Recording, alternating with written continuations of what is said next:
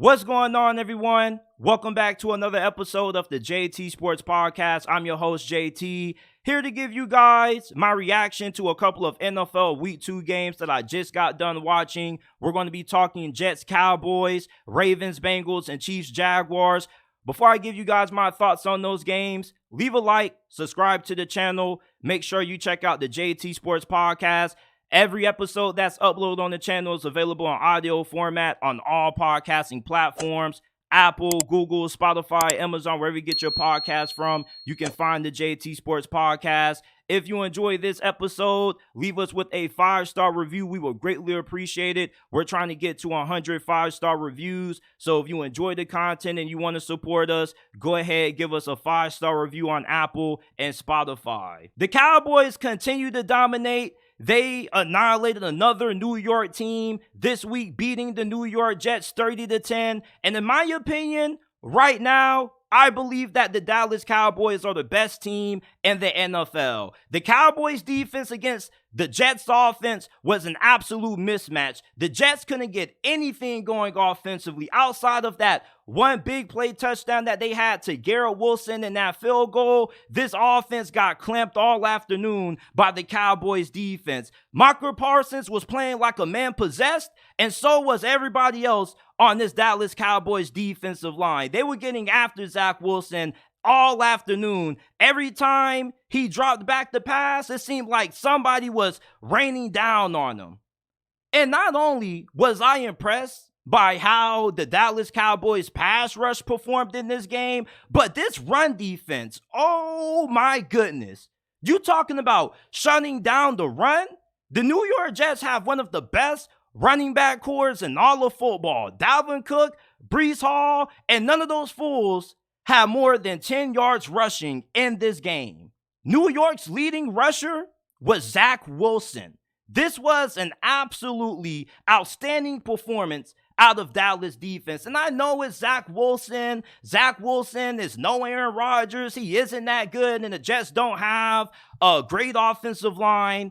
But this is what you want to see from a team like Dallas. Dallas was the far more talented team, and they showed that, and they played like that in this game. There are way too many teams that every single week they end up being in close games with teams that they have no business being in close games with. So you got to give the Dallas Cowboys a lot of credit for being able to play up to the level of talent that they have and not playing down the competition. And honestly, when you look at this defense, this may be one of the best defenses that we've seen in a very long time. There's no weakness on this Cowboys defense. Their defensive line is stacked. Their linebackers are stacked. Their secondary is stacked. You got Stephon Gilmore and Trayvon Diggs at corner. That's pretty much the best cornerback duo in the NFL. Who the hell is going to put up more than 20 points on this Dallas defense this year? Because I don't really think there's going to be a team that's going to be able to do so. This defense is a large reason why I think this is probably the best chance that the Dallas Cowboys have had at winning it all since the damn 90s. There's no way this team shouldn't make it to the NFC Championship game. And I know it's really early in the season, but the Dallas Cowboys, with how this defense is freaking playing right now, I think this could be a historically great defense that Dallas has. Now, moving to the other side of the ball for Dallas, offensively, this passing game had a very good performance against one of the best pass defenses in the NFL. Dak Prescott, 2 touchdowns, no interceptions, 249 pass yards, only threw 7 incompletions in the whole entire ball game. This was one of the best games that he had in the last 2 years. No turnovers, mistake-free, making great decisions with the football. Dakota Prescott, sir, you had a masterclass performance. You're my player of the game. Now, the rushing attack was pretty solid, even though averaging under 3 yards per carry for Tony Pollard is a little bit of a disappointment. The Cowboys do got a really good offensive line, so I was expecting a little bit more out of him, given the fact that, you know, he is one of the most explosive backs in the NFL. I just thought that he would have a better game. The Jets do have a really good defensive line with a lot of young, talented players on it, such as Will McDonald, Jermaine Johnson, Quentin Williams. But the Dallas Cowboys got one of the best offensive lines in the NFL. So I kind of thought they would have a little bit more success with Tony Pollard. But overall, this was a absolutely outstanding performance by this offense. This offense was clicking on all cylinders for the majority of this game. In the first half, they played lights out. In the second half, they didn't really do a great job at finishing drives like they did in the first half of this game. They left a couple of plays on the field that could have resulted in touchdowns. They went 2 of 6 in the red zone, so that's definitely something that they're going to have to clean up. But after watching this game, I don't get how you can't view the Dallas Cowboys right now at least being a top 2, top 3 team in the league. You can criticize them for playing against not great competition, but at the end of the day, you can only play the teams that's on your schedule. And not just are the Cowboys playing the teams that's on their schedule, but they're annihilating these fools. They got the largest point differential in the NFL. Anytime you can just dominate any team in the league, that's something that you got to get some props for, because most games in the league come down to one possession. There's not too many games that result in a lot of blowouts. So for the Dallas Cowboys, for the second consecutive week to annihilate another Big Apple team is really impressive to me. I don't give a damn if they didn't have Aaron Rodgers in this game. If Aaron Rodgers was playing, I don't really think the final score would have been all that different. It probably would have been 27-17 instead of 30-10. The New York Jets defense played a very good ball game, but overall, when your offense isn't able to get anything going and your defense have to be on the field for the majority of plays and possessions, your defense is going to struggle. They're going to get tired. They're going to get fatigued, and they're not going to be all that effective, especially against a team like the Dallas Cowboys that has one of the most talented offenses in the NFL. It doesn't matter how good your defense is if your offense can't really do much to help you out. And Zach Wilson, he looks a little bit better. I know the 3 interceptions are going to make a lot of people say, oh, like, he played like shit, JT. If you actually watch this game prior to the fourth quarter, Zach Wilson, I felt looked pretty solid. And I'm saying this in terms of Zach Wilson standards. Solid for Zach Wilson is not the same solid for most quarterbacks. This is the best Zach Wilson has looked in his first couple of years being in the league. Now, the 3 interceptions, like I said, those definitely are something that will turn you on, but most of those got thrown when the game was already out of reach and the Jets were just trying to get a big play. The offensive line didn't do him no favors. The run game didn't do him no favors. And the Dallas Cowboys, they smelled blood in the water. They were like sharks. And the game plan wasn't too hard. All you had to do was force the New York Jets to abandon the run game and have to throw the ball to win, and that pretty much was the game. And even if Zach Wilson played a little bit better, let's say Aaron Rodgers would have played in this game. You think Aaron Rodgers would have been able to do much with how bad this offensive line was? I mean, Michael Parsons was in the backfield. It seemed like nearly every single drop back. They got no left tackle. They don't have great guards. It's a mess when it comes to looking at this New York Jets offensive line, and the Dallas Cowboys took full advantage of this bad offensive line. Zach Wilson, he looks a little bit better, but this defense played an absolutely outstanding game against this Jets offense. I know the Jets don't have much offensively, but for the Dallas Cowboys, they suffocated this offense. They only converted on third down one time in the whole entire ball game. The Jets offense did. That's dominance. And I think that this level of dominance defensively is going to continue for the Dallas Cowboys throughout this season. They may have a couple of games. Maybe they give up 20, maybe 24 in 2 or 3 games. But for the most part, there's not going to be too many teams that are going to have a lot of success moving the ball against this Dallas defense. They're stacked at every position on the defense, and offensively, they got enough pieces where they should be able to put at least 27 points per game on you. So I like the Dallas Cowboys a lot this season. I'm not penciling them in as my Super Bowl pick, but I do think that if there was a year for Dallas to finally win it all, I think this finally could be the season. The Baltimore Ravens look like the best team in the AFC North. They beat the Cincinnati Bengals 27-24. The Ravens offense did whatever they wanted to for pretty much the entirety of this game. Lamar Jackson had a credible display throwing the football, 24-33, 237 passing yards, 2 TDs, no picks. And he also was really big when it came to extending plays and keeping the drive alive on third down with his legs. Cincinnati, their secondary, they didn't do a good job in this game. This may be the worst performance that I've seen out of a Lou Anarumo coach secondary in a while. I mean, Baltimore, they were getting big plays downfield. You had a big throw in the second half to Joystick. Lamar Jackson was methodical in the short intermediate passing game. This Todd Monken's offense is starting to come together, and it's starting to come together really fast. Lamar Jackson, I'm trying to tell you folks, he's going to be in for an MVP season under Todd Monken. You saw this Baltimore Ravens offense when it's functioning at 100% capability. You got great receivers. You got Zay Flowers, OBJ when he comes back healthy, Rashad Bateman, Mark Andrews, Isaiah Likely. I mean, it's just weapon after weapon on this offense.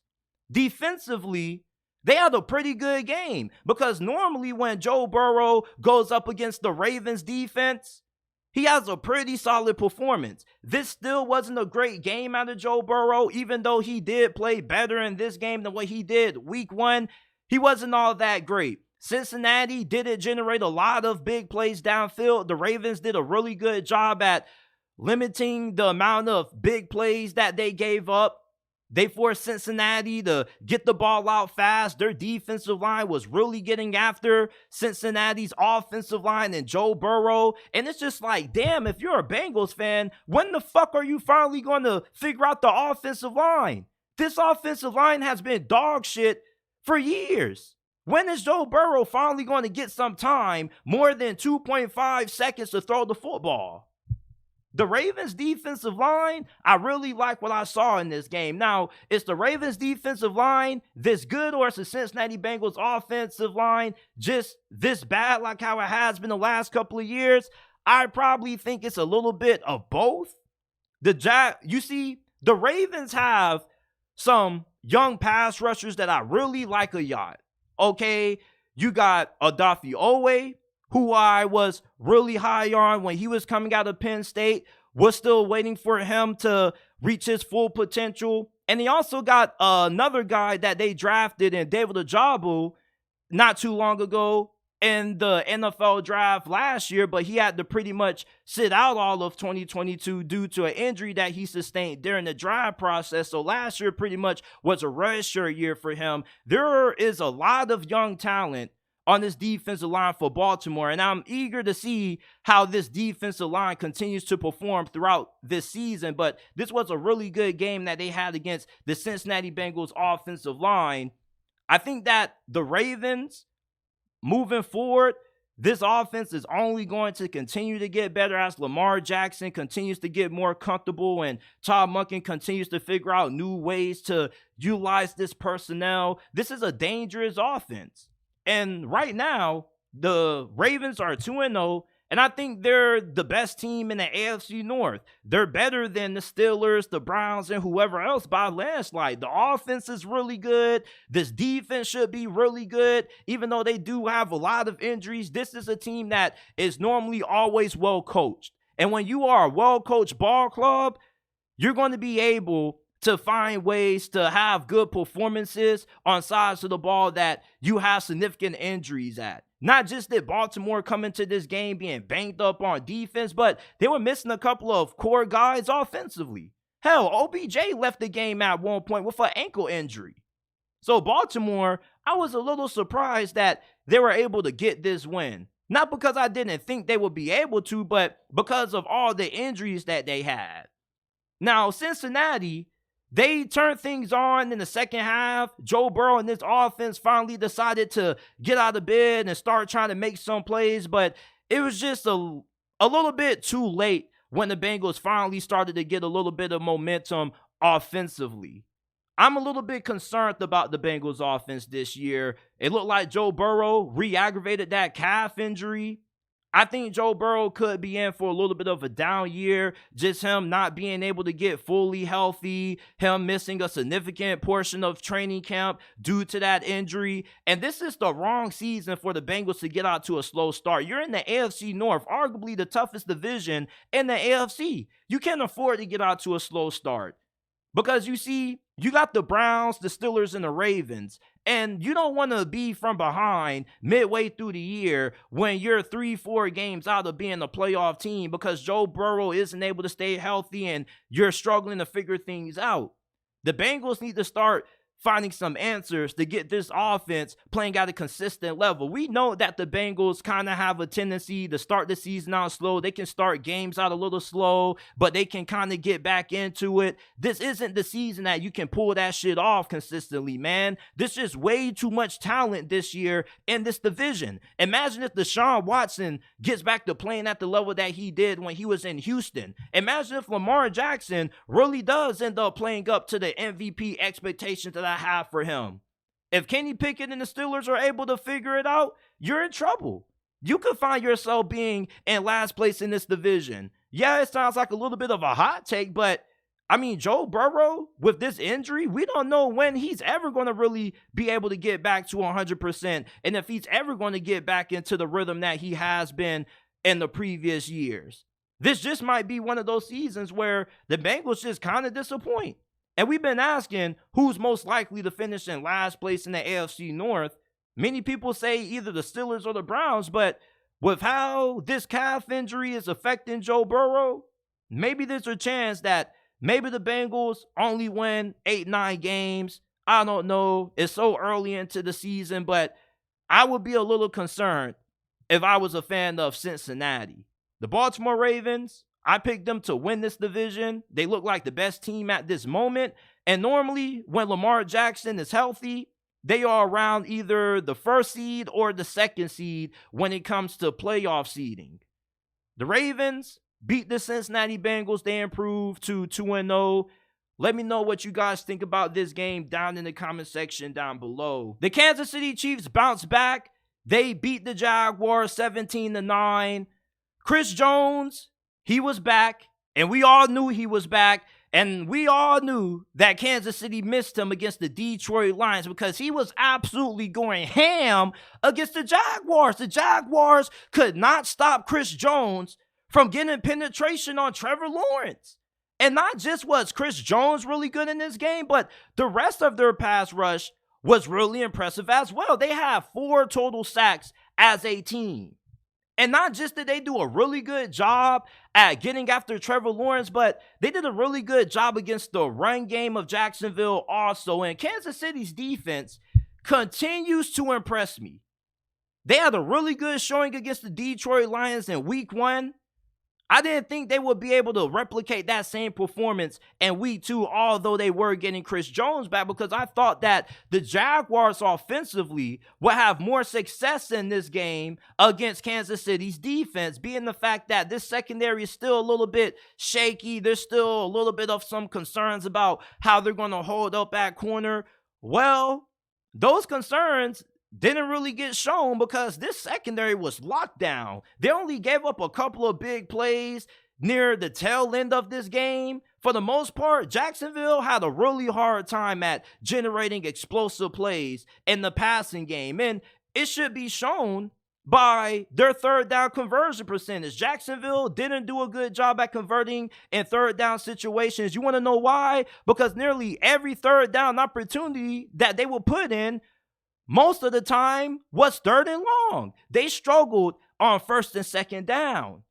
The Chiefs defense, I don't know what different things Steve Spagnuolo's doing this season, but this is one of the best defenses, if not the best defense that I've seen Kansas City play in all their years under Andy Reid ever. I've never seen a Kansas City Chiefs defense be this good. And imagine what's going to happen when this offense finally really gets into rhythm and these receivers are finally able to get into a good flow. They're able to continue to develop better chemistry and timing with Patrick Mahomes. You got to remember that the Chiefs still have one of the youngest groups of receivers in the NFL. Kadarius Toney is pretty young.